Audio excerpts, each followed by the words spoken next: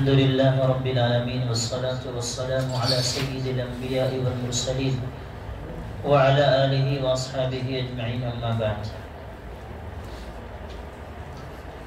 سورہ اعراف کا سلسلہ جاری ہے. آج آیت نمبر 181 سے درس ہوگا انشاءاللہ.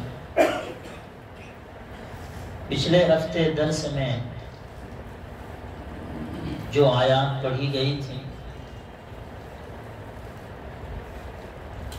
اللہ تبارک و تعالیٰ نے ان میں اہل جہنم کے حالات اور صفات اور ان کی کیفیات کا بیان کیا ہے، جنہوں نے اللہ کی طرف سے دی ہوئی عقل کو، بصیرت کو اصلی کام میں نہیں لگایا، اسے ضائع اور برباد کر دیا، جس کی جو ان کی گمراہی کا سبب بنا. خدا نے عقل دی، بصیرت دی، آنکھ دیے، کان دیے، دل دیے. دل اس لیے دیے اللہ نے تاکہ جو باتیں رسول اللہ صلی اللہ علیہ وسلم لے کر آئے ہیں اور پچھلی قومیں جو گزری ہیں ان قوموں میں اس وقت کے انبیاء جو اللہ کی طرف سے ہدایات لے کر کے آئے، اللہ نے یہ دل اس لیے دیا کہ انبیاء کرام کی پیش کی ہوئی ان باتوں کو سمجھتے.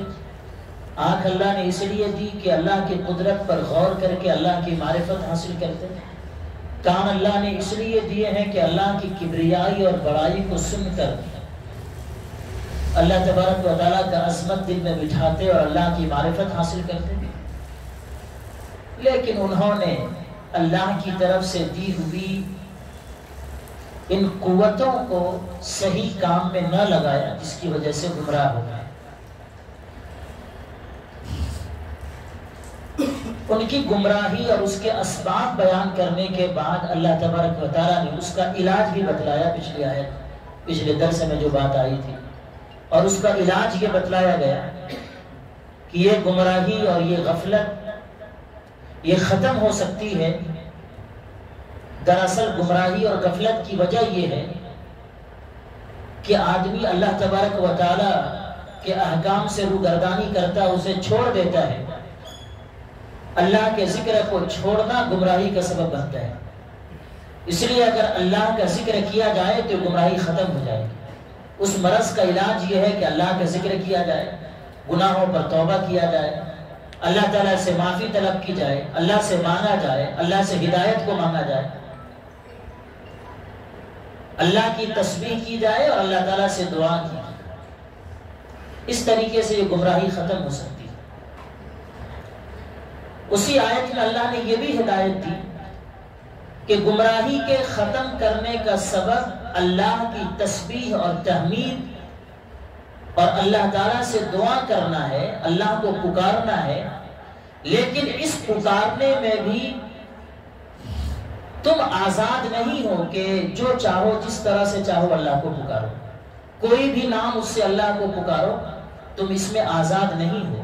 بلکہ اللہ تبارک و تعالیٰ نے اس کے لیے نام بھی بتلا دیے، رسول اللہ صلی اللہ علیہ وسلم نے طریقہ بتلا دیا، اور وہ نام اللہ تعالیٰ کے بتلا دیے جن ناموں سے اللہ کا ذکر کیا جائے گا، اللہ کو پکارا جائے گا.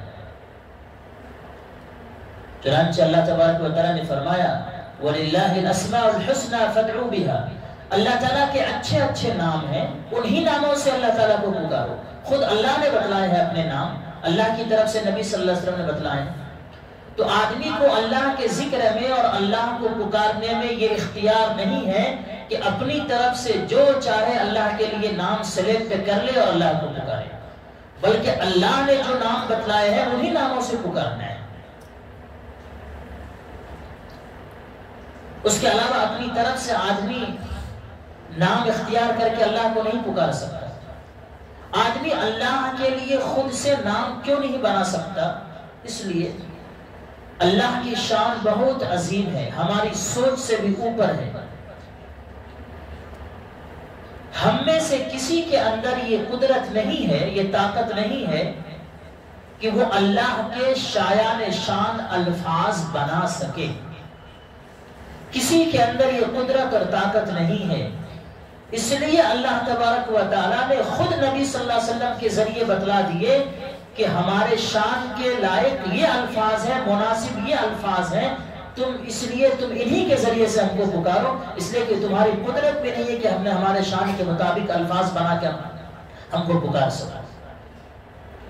اس لیے اللہ نے فرمایا کہ ہمارے جو اچھے اچھے نام ہیں اور رسول اللہ صلی اللہ علیہ وسلم بتلا دیے ہیں، تو انہی کے ذریعے سے اللہ تبارک و تعالیٰ کو پکارا کرو۔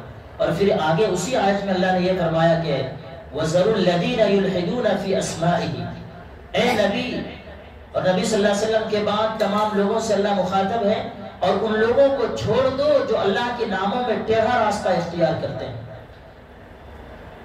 جو لوگ اللہ کے ناموں میں الحاد کرتے ہیں، الحاد کا مطلب ہوتا ہے راہ راستے سے ہٹ جانا۔ کفار و مشرکین اللہ تعالیٰ کے لیے الگ الگ الفاظ استعمال کرتے تھے اپنے حساب سے، جو اللہ کے شایان شان نہیں تھے، مناسب نہیں تھے۔ اللہ تعالیٰ نے نبی پاک علیہ السلام سے کہا کہ آپ جو ہے یہ جو لوگ اللہ کے ناموں میں کجروی اختیار کرتے ہیں، کجی اختیار کرتے ہیں، کجروی سے کام لیتے ہیں، ناموں کو بدل کر اپنے حساب سے جو چاہے اللہ کو پکارتے ہیں، ان کو چھوڑے رکھیے۔ جو کچھ یہ کر رہے ہیں، نامناسب جو کلمات اور الفاظ اور نام اللہ کے لیے استعمال کرتے ہیں، ان کا بدلہ ان کو مل جائے گا۔ اللہ کے ناموں میں جو الحاد کرتے ہیں، الحاد کی 3 شکلیں ہیں، یعنی اللہ کے لیے الفاظ استعمال کرنے میں راہ راستے سے ہٹ جانا، اس کی 3 شکلیں ہیں، اس کی 3 صورتیں ہیں۔ ایک صورت تو یہ ہے کہ اللہ تعالیٰ کے لیے وہ نام استعمال کیا جائے جو قرآن اور حدیث میں اللہ کے لیے ثابت نہیں ہے۔ اللہ کے لیے وہ نام استعمال کیا جائے جو نام اللہ تعالیٰ کے لیے قرآن اور حدیث میں ثابت نہیں ہے۔ علماء کا اس بات پر اتفاق ہے کہ اللہ تعالیٰ کے نام اور صفات میں کسی کو یہ اختیار نہیں ہے کہ وہ جو چاہے نام رکھ دے یا جس صفت کے ساتھ چاہے اللہ تعالیٰ کی حمد و ثنا کرے، بلکہ وہی الفاظ اللہ تعالیٰ کی حمد و ثنا کے لیے استعمال ہوں گے جو قرآن اور سنت میں اللہ تعالیٰ کے لیے بطور نام یا بطور صفت کے ذکر کیے گئے۔ مثال کے طور پر اللہ تعالیٰ کو کریم کہہ سکتے ہیں، سخی نہیں کہہ سکتے۔ اللہ تعالیٰ کو نور کہہ سکتے ہیں، ابیض نہیں کہہ سکتے۔ نور کے معنی ہوتے ہیں روشنی کے، لائٹ کے، سفید ہونے کے، وائٹ کے، اور ابیض ایک ورڈ آتا ہے عربک میں، اس کے معنی بھی ہے روشنی کے۔ لیکن اللہ تعالیٰ کو نور کہہ سکتے ہیں، اللہ تعالیٰ کو ابیض نہیں کہہ سکتے ہیں، اس لیے کہ اللہ کا نور قرآن سے ثابت ہے، حدیث سے ثابت ہے۔ ابیض سفید اور روشنی کے لیے، اللہ کے نور ہونے کے لیے ابیض کا لفظ قرآن کریم سے ثابت نہیں ہے، اس لیے اللہ تعالیٰ کو نور کے بجائے ابیض نہیں کہہ سکتے، تو اس طرح کے الفاظ اللہ کے لیے استعمال نہیں کر سکتے۔ اسی طرح سے اللہ تعالیٰ شفا دینے والا ہے، اللہ تعالیٰ کو شافی کہہ سکتے ہیں، طبیب نہیں کہہ سکتے۔ طبیب کا معنی عربی زبان میں ہوتا ہے ڈاکٹر کی، تو اللہ تعالیٰ شافی ہے، اللہ تعالیٰ طبیب نہیں ہے، اس لیے اللہ تعالیٰ کے لیے شافی لفظ استعمال کیا جا سکتا ہے۔ اللہ تعالیٰ کے لیے طبیب، جس کے معنی ڈاکٹر کے آتے ہیں، یہ لفظ اللہ کے لیے استعمال نہیں کیا جا سکتا۔ شافی قرآن و سنت سے ثابت ہے۔ دوسری صورت اللہ کے نام میں راہ راستے سے ہٹنے کی یہ ہے کہ اللہ تعالیٰ کے جو نام قرآن و سنت سے ثابت ہیں، آدمی ان میں سے کسی نام کو نامناسب سمجھ کر چھوڑ دے۔ اللہ تعالیٰ کے جو نام قرآن اور سنت سے ثابت ہیں، ان میں سے کسی نام کو آدمی نامناسب سمجھ کر، اپنے حساب سے نامناسب سمجھ کر آدمی اس نام کو چھوڑ دے۔ ظاہر سی بات ہے کہ اللہ کے جو نام قرآن و سنت سے ثابت ہیں، آدمی اپنے من سے نامناسب سمجھ کر کسی نام کو چھوڑ دیتا ہے، یہ اللہ تعالیٰ کے نام کے ساتھ بے ادبی ہے۔ اور تیسری صورت اللہ کے نام میں راہ راست سے ہٹنے کی یہ ہے کہ اللہ تعالیٰ کے مخصوص ناموں کو کسی دوسرے شخص کے لیے استعمال کرے۔ اللہ تعالیٰ کے جو مخصوص نام ہیں، ان ناموں کو کسی عام انسان کے لیے، کسی اور دوسرے شخص کے لیے استعمال نہیں کیا جا سکتا۔ ہاں، مگر اس میں تفصیل یہ ہے کہ اللہ تعالیٰ کے جو نام ہیں، ان میں سے بعض نام ایسے ہیں جن کو خود قرآن اور حدیث میں دوسرے لوگوں کے لیے بھی استعمال کیا گیا ہے، اور بعض وہ ہیں جن کو اللہ کے علاوہ اور کسی کے لیے استعمال نہیں کیا گیا۔ تو جن ناموں کا استعمال قرآن اور حدیث میں اللہ کے علاوہ اور دوسرے شخص کے لیے استعمال کیا گیا ہے، ان ناموں کو اللہ کے علاوہ کسی اور کے لیے استعمال کر سکتے ہیں، لیکن جن ناموں کو صرف اللہ کے لیے استعمال کیا گیا ہے ان ناموں کا استعمال صرف اللہ تبارک و تعالیٰ کے لیے ہوگا اور کسی اور کے لیے اس نام کا استعمال نہیں کر سکتے۔ جیسے مثال کے طور پر رحیم ہے، رشید ہے اور کریم ہے، عزیز وغیرہ ہے، اور اسماء الحسنہ میں سے وہ نام جن کا استعمال غیر اللہ کے لیے کرنا قرآن و سنت سے، تو یہ نام جو ہے غیروں کے لیے استعمال کر سکتے ہیں، اللہ کے علاوہ ان کا نام ان کا استعمال کر سکتے ہیں، لیکن وہ جو اللہ کے صفاتی نام اور بھی ہیں ان کے ساتھ عبد کا لفظ جوڑ کے کہنا چاہیے۔ ہمارے زمانے میں غفلت پائی جاتی ہے، کسی کو رحیم کہہ دیا، رشید کہہ دیا، اور کسی کو عزیز کہہ دیا اور کسی کو کریم کہہ دیا، حالانکہ وہ عبد الکریم ہے، عبد الرشید ہے، عبد العزیز ہے۔ تو اس طرح سے وہ ان ناموں کو استعمال کرنا چاہیے۔ اسی طرح سے خالق ہے، رازق ہے، اللہ کی صفت ہے خاص ان کے ساتھ، اگر کسی کا نام رکھنا ہو تو عبد الخالق کہا جائے گا، عبد الرازق کہا جائے گا، صرف خالق اور رازق نہیں کہہ سکتے۔ لیکن اگر کوئی آدمی غفلت میں، بے فکری میں، ناسمجھی کی وجہ سے، بے سمجھی میں عبد الخالق کو خالق کہہ دیتا ہے اور عبد الرزاق کو رزاق کہہ دیتا ہے، عبد الرحمن کو رحمان کہہ دیتا ہے، تو یہ کفر تو نہیں ہوگا، مگر مشرکانہ الفاظ ہونے کی وجہ سے یہ شدید اور بڑا گناہ ہے۔ مشرکین اس زمانے میں اس طرح کے الفاظ عام لوگوں کے لیے بھی استعمال کرتے تھے، اور اگر کوئی آدمی یہ عقیدہ رکھ کے کسی شخص کو رزاق بولتا ہے کہ یہ روزی دینے والا ہے، کسی کو یہ اعتقاد رکھ کے خالق کہتا ہے کہ اس کے اندر کسی چیز کو پیدا کرنے اور تخلیق کی صلاحیت ہے، تو پھر یہ کفر ہو جاتا ہے، آدمی کے ایمان سے نکلنے کا خطرہ، آدمی ایمان سے نکل جاتا ہے۔ اس لیے احتیاط کرنا چاہیے کہ ناموں کا استعمال کس طرح سے کرنا چاہیے۔ تو اللہ تبارک و تعالیٰ نے وہ طریقہ بتلایا ہے کہ اللہ کو تم کیسے پکارو گے، اس میں آزاد نہیں ہے جیسے چاہو پکارو، بلکہ ویسے پکارو اور ان ناموں کے ساتھ پکارو جن ناموں کا تذکرہ قرآن و حدیث سے ثابت ہے۔ تو ان آیات میں جو پچھلے درس میں آ چکی ہیں، اللہ تعالیٰ نے اس میں مشرکین کی کیفیات اور ان کے حالات اور صفات کا بیان کیا تھا، اور ان کی گمراہی کا سبب یہ بتلایا تھا کہ انہوں نے اللہ کی دی ہوئی قوتوں کا صحیح استعمال نہیں کیا، ضائع کر دیا، غلط کام میں استعمال کیا تو گمراہ ہو گیا۔ آگے اللہ تبارک و تعالیٰ نے آیت نمبر 181 میں، جہاں سے آج کا درس ہے، اللہ تبارک و تعالیٰ نے اس میں اہل جہنم اور گمراہ لوگوں کے مقابلے میں اہل ایمان کا تذکرہ فرمایا ہے، ان کی حالات اور کیفیت کا بیان فرمایا ہے۔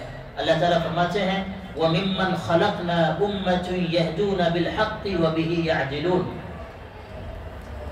اور ہماری مخلوق میں ایک جماعت ایسی بھی ہے جو لوگوں کو حق کا راستہ دکھاتی ہے اور اسی حق کے مطابق انصاف سے کام لیتی ہے۔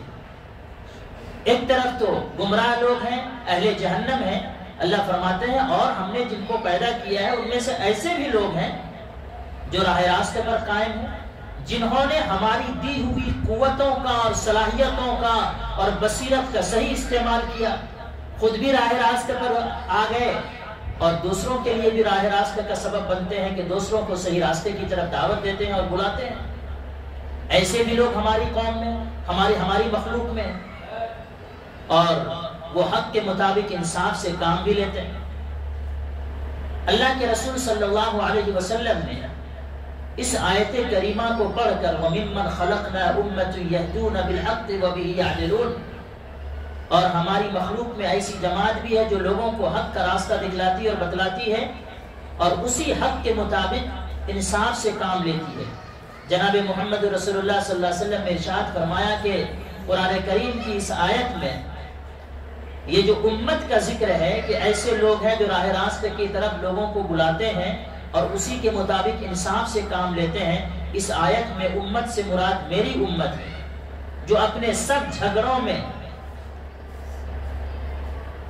حق اور انصاف سے کام لیتے ہیں، جو اپنے تمام جھگڑوں میں قرآن و حدیث کی طرف رجوع کرتے ہیں، حق اور انصاف کے مطابق جو ہے کام لیتے ہیں، تمام معاملات میں حق اور انصاف کو سامنے رکھتے ہیں۔ اور ایک اور روایت میں ہے کہ رسول پاک علیہ السلام نے صحابہ کرام کو خطاب کر کے فرمایا کہ دیکھو یہ آیت جو ہے تمہارے بارے میں آئی ہے، اور تم سے پہلے بھی ایک امت کو یہ صفات عطا ہو چکی ہیں۔ پھر رسول پاک علیہ السلام نے قرآن کریم کی ایک آیت پڑھا، ایک آیت جو ہے آپ علیہ السلام نے تلاوت فرمائی، وَمِن قَوْمِ مُوسَىٰ أُمَّةٌ يَهْدُونَ بِالْحَقِّ وَبِهِ يَعْدِلُونَ، کہ حضرت موسیٰ علیہ السلام کی جو قوم تھی ان میں بھی کچھ لوگ ایسے تھے، حضرت موسیٰ علیہ السلام کی قوم میں ایک جماعت ایسی تھی جو راہ راستہ پر خود بھی قائم تھی اور دوسروں کو بھی راہ راستے کی طرف بلاتی تھی، اور وہ اپنے تمام معاملات میں انصاف سے کام لیتے تھے۔ اللہ تبارک و تعالیٰ نے امت محمدیہ کو بھی ان صفات میں سے خصوصی امتیاز بخشا ہے کہ یہ امت، اس میں ایک جماعت ایسی بھی ہے جو راہ راستہ پر قائم ہے، دوسروں کو حق کی طرف بلاتی ہے، اور وہ اپنے تمام معاملات کے اندر انصاف سے کام لیتی ہے۔ یہ امت محمدیہ کی خصوصیت اور صفت ہے۔ اس لیے اپنے جھگڑے، اپنے نزاع اور اپنے معاملات میں قرآن و سنت کی طرف رجوع کرنا چاہیے اور حق و انصاف سے کام لینا چاہیے۔ آج جب کوئی بات پیش آتی ہے، پارٹیاں اور جماعتیں بن جاتی ہیں، وہاں حق و انصاف کو نہیں دیکھا جاتا ہے، وہاں رسم و رواج کو دیکھا جاتا ہے، وہاں رشتہ داری کو دیکھا جاتا ہے۔ جھوٹی گواہی دینے میں لوگ رشتہ داری کی وجہ سے، ایک دوسرے کے تعلقات کی وجہ سے معاملات میں جھوٹی گواہی دینے تک سے نہیں بچتے ہیں۔ حالانکہ اللہ تعالیٰ نے قرآن میں فرما دیا، اے لوگوں، جب کسی معاملے میں گواہی دینے کی بات پیش آ جائے تو تم سچی گواہی دیا کرو، چاہے وہ گواہی تمہارے ماں باپ اور رشتہ داروں کے خلاف کیوں ہو۔ تمہارے ماں باپ کے خلاف بھی اگر ہو گواہی تو تم گواہی دے دو، حق و انصاف سے کام لو، حق و انصاف سے کام لو۔ لیکن آج تو معاملات میں وہی آدمی ایک دوسرے کی طرفداری کرتا ہے، یہ ہمارا رشتہ دار، یہ ہمارا بھائی، اور یہ ہمارا تعلق والا۔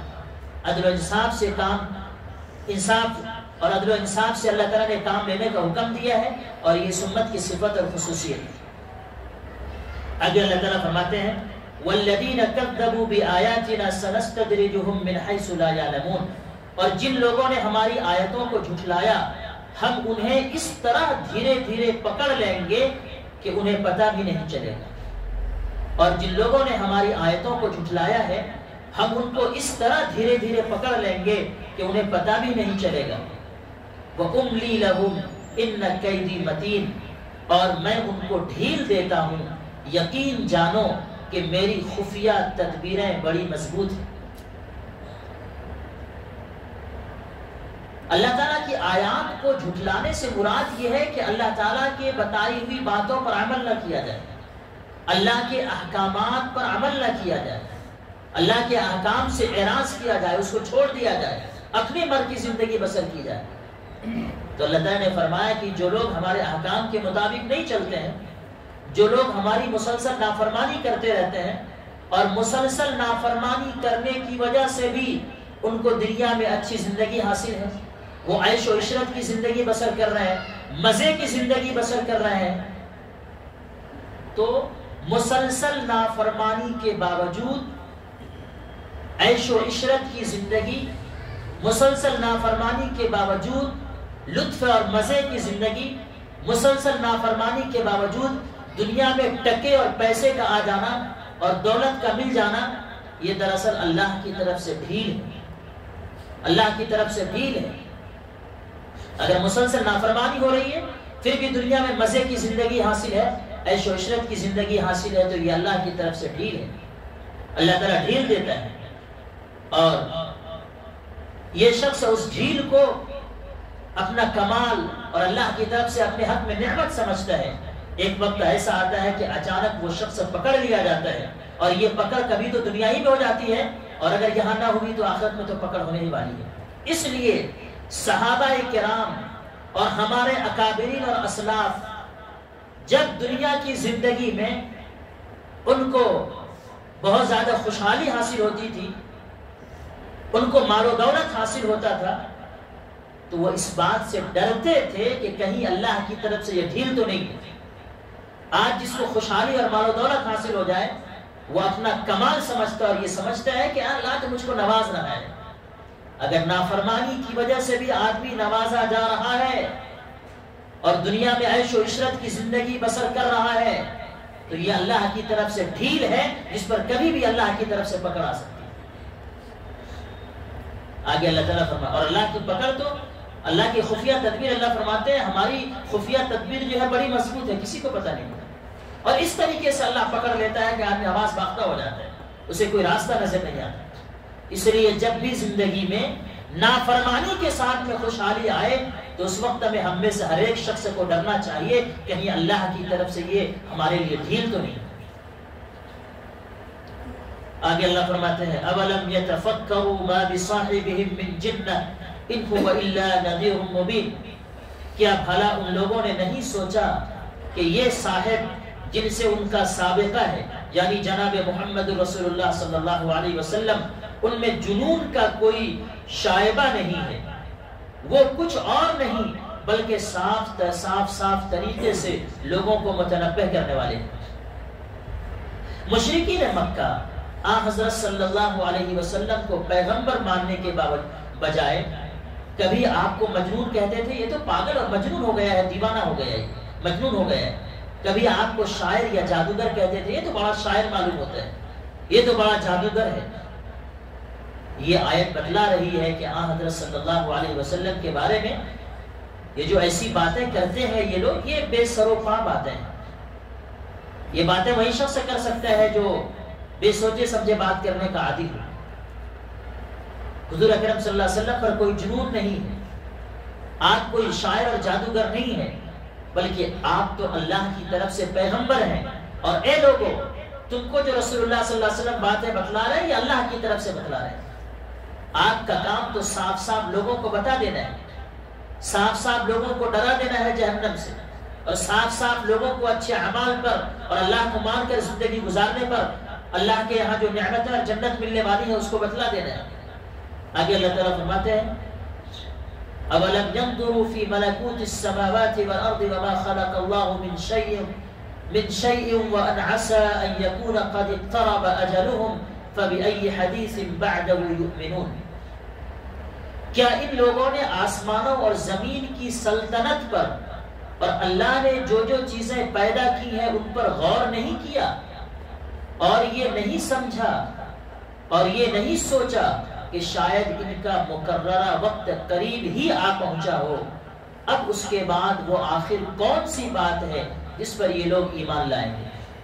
اللہ تعالیٰ فرما رہے ہیں اگر یہ لوگ ہماری قدرت پر غور کرتے، ہماری قدرت کی جو نشانیاں دنیا میں ہیں، اگر یہ لوگ اس پر غور کرتے تو یہ لوگ ہم کو پہچان لیتے اور پھر صحیح راستے پر آ جاتے. کیا انہوں نے ہماری قدرت کی جو ساری چیزیں پھیلی ہوئی ہیں دنیا میں اس پر غور و فکر نہیں کیا؟ آسمانوں میں اور زمینوں میں غور و فکر نہیں کیا، اور جو چیزیں ہم نے پیدا کیا اس میں غور و فکر نہیں کرتے. یعنی اگر غور و فکر کرتے تو ہم کو پہچان لیتے. میں تنہا رب ہوں سب کا، وہ اس بات کو جان لیتے.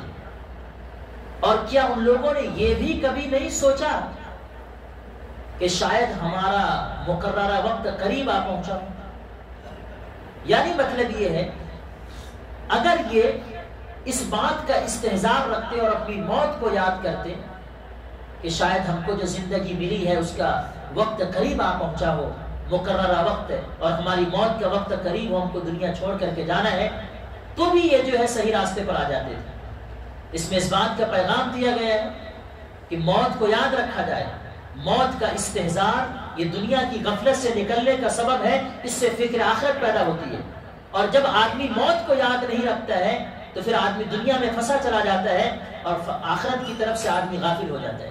اس لیے اللہ کے رسول صلی اللہ علیہ وسلم نے حدیث میں ارشاد فرمایا اکثروا حادم اللذات الموت، لذتوں کو توڑنے والی چیز موت کو کثرت سے یاد کیا کرو.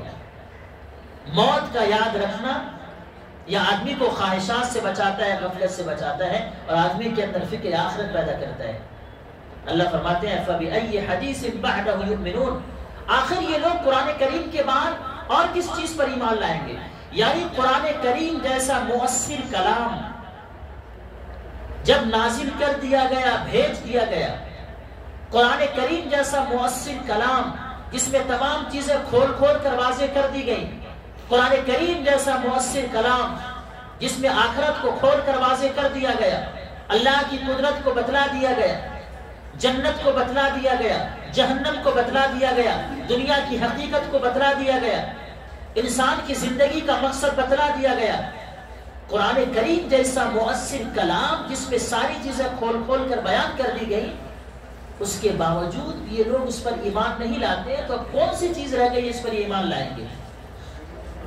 اب کون سا راستہ ہے ان کے لیے جس پر یہ لوگ ایمان لائیں گے؟ اب کوئی راستہ نہیں جب اس پر بھی ایمان لائے تو اب کون سی چیز ان کے لیے مؤثر ہو سکتی ہے؟ اب کوئی راستہ ذریعہ نہیں۔ آگے اللہ فرماتے ہیں وَمَن يُضْلِلِ اللَّهُ فَلَا هَادِيَ لَهُ وَيَضَعُهُمْ فِي طُغْيَانِهِمْ يَعْمَهُونَ، جس کو اللہ گمراہ کر دے اس کو کوئی ہدایت نہیں دے سکتا، اور ایسے لوگوں کو اللہ بے یار و مددگار چھوڑ دیتا ہے کہ وہ اپنی سرکشی میں بھٹکتے پھرتے ہیں۔ رسول اللہ صلی اللہ علیہ وسلم کو اس آیت میں تسلی دی گئی ہے۔ جب لوگ ایمان نہیں لاتے تھے، راہ راست پر نہیں آتے تو حضور کو تکلیف ہوتی تھی، اللہ نے رسول اللہ صلی اللہ علیہ وسلم کو تکلیف دی، رسول اللہ صلی اللہ علیہ وسلم کو تسلی دی۔ اللہ تبارک و تعالیٰ نے قرآن کریم کی اس آیت میں اللہ کے رسول، آپ کا کام تو ہمارا پیغام صرف پہنچا دینا ہے، آپ کا کام تو ہماری باتوں کو صاف صاف بیان کر دینا ہے، آپ کا کام اتنا ہی ہے، آپ نے اپنا کام کر دیا، آپ نے لوگوں کو دعوت دے دی اور آپ نے صاف صاف ہماری باتیں پہنچا دی۔ البتہ اگر اس کے باوجود بھی یہ راہ راست پر نہیں آتے ہیں تو یہ تقدیری بات ہے کہ ان کی مقدر ہی میں گمراہی ہے۔ اللہ جسے ہدایت دے دے اسے کوئی گمراہ نہیں کر سکتا، اللہ جسے گمراہ کر دے اسے کوئی ہدایت نہیں دے سکتا، لیکن اس کا یہ مطلب نہیں ہے کہ زبردستی اللہ تبارک و تعالیٰ کسی کو گمراہی پر لے آتا ہے یا ہدایت پر۔ آدمی جیسی کوشش کرتا ہے اللہ ویسی توفیق دیتے ہیں۔ جو بندہ راہ راست پر آنے کی کوشش کرے اللہ اسے راہ راست دکھا دیتا ہے، اور جو راہ راست پر آنا ہی نہ چاہے تو زبردستی اللہ تبارک و تعالیٰ اسے راہ راست پر نہیں لاتا۔ جو گمراہی کے لیے کوشش کرے اس کو گمراہی کی توفیق ملے گی، اور جو راہ راست پر آنا چاہے وہ راہ راست پر آ جائے گا۔ اور جو لوگ راہ راست پر آنا ہی نہیں چاہتے ہیں تو اللہ تبارک و تعالیٰ ایسے لوگوں کو چھوڑ دیتا ہے۔ وَيَذَرُهُمْ فِي طُغْيَانِهِمْ يَعْمَهُونَ، اللہ تعالیٰ ایسے لوگوں کو بے یار و مددگار چھوڑ دیتا ہے، وہ اپنی سرکشی میں بھٹکتے رہتے ہیں۔ اس لیے ہدایت پر آنا ہے تو خود اٹھ کھڑا ہونا پڑے گا اور خود ہدایت پر آنے کی کوشش کرے گی، زبردستی کوئی ہدایت پر نہیں آ سکتا، ورنہ تو اللہ تبارک و تعالیٰ پھر آدمی کو اس کے حوالے کر دیتا ہے۔ جب آدمی گمراہی کے راستے پر خود جانا چاہے پھر وہ بھٹکتا رہتا ہے، اس کو صحیح راستہ نظر نہیں آتا۔ اللہ تبارک و تعالیٰ سے دعا ہے کہ اللہ تعالیٰ ہم سب کو راہ راست پر گامزن فرمائے، اور جو قوتیں اور خدا نے ہم کو جو بصیرت دی ہے اللہ تعالیٰ ان قوتوں کو، اس بصیرت کو صحیح کام میں لگانے کی توفیق عطا فرمائے، اور ضیاء سے اللہ تعالیٰ ان قوتوں کے اللہ تعالیٰ ہم سب کو بچا لے، اور پوری امت کو اللہ تعالیٰ راہ راست پر گامزن فرما دے۔ وآخر دعوانا ان الحمد للہ رب العالمین۔